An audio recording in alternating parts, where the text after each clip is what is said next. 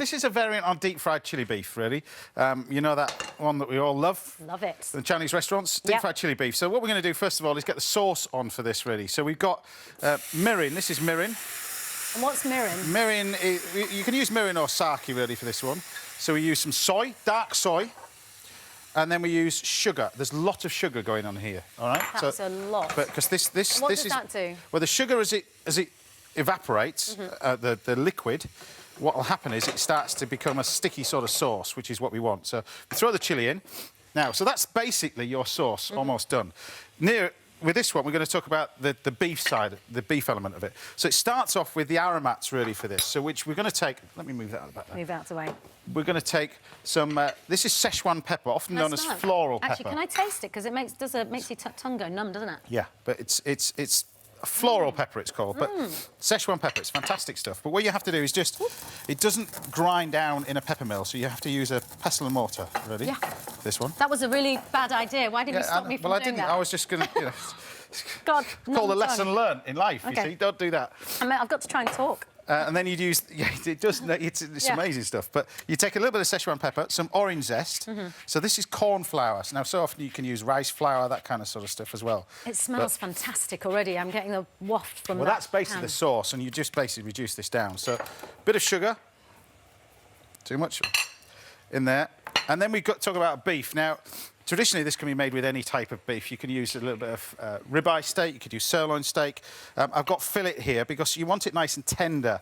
That's the key to this. That looks like a really nice piece of beef. Yeah, it can be whatever you want. You can actually do this with lamb as well as chicken. You can do it with whatever you want. But the key to this, really, is thin strips. So cut it through. But something nice and tender. Rump steak you could probably get away with. Even a nice bit of topside would be quite nice as well. Very nice. Well, there you go. right. So in we go with the beef. Now, you've got to be careful when you're using a fryer. Really careful, so I'll switch this off. So you just coated it in your lovely corn flour with the orange zest and the chilli and... Yeah, so this has gone in there. Oh, it hasn't gone in for very long? No, literally seconds. Because this is not your... You know, you get your deep-fried chili beef, which is very crisp. You don't want it to be really, really crisp. You want to taste the meat as well. So we're not making it, we're not frying it so it bites and crunchy. And it doesn't have to be cooked for too long. The beef just...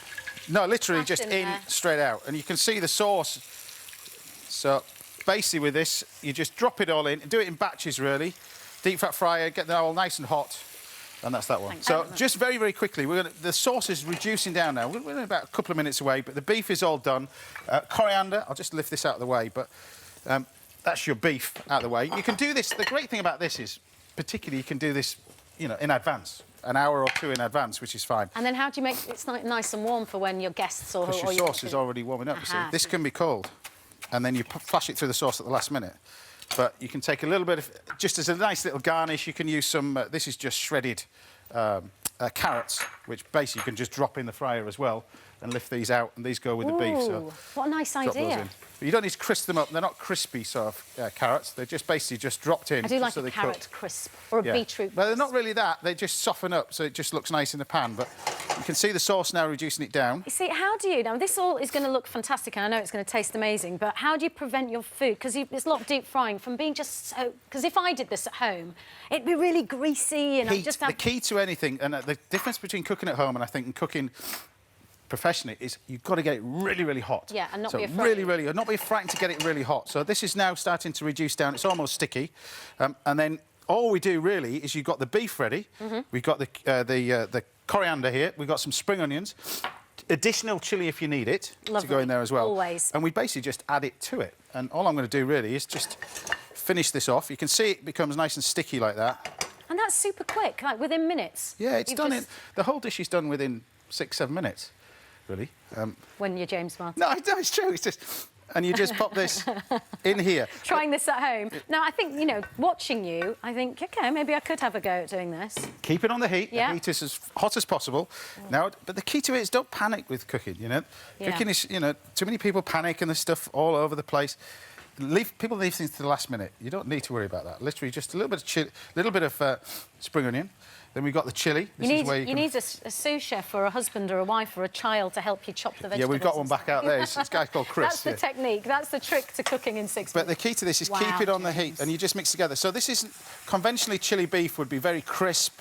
This isn't that. This is the classic way of doing it. You've got this wonderful sort of sticky sauce that goes with it. And this all mixes together. That looks... And if you actually know you've got no salt in there, nothing. You're just using the natural flavourings from the soy. All right, should we try this? Have a taste of that. Oh, I don't want to try this alone because, you know, we've got someone else who's a big fan of yours. He's coming up to join us after the break, but I'm going to get him in a bit early.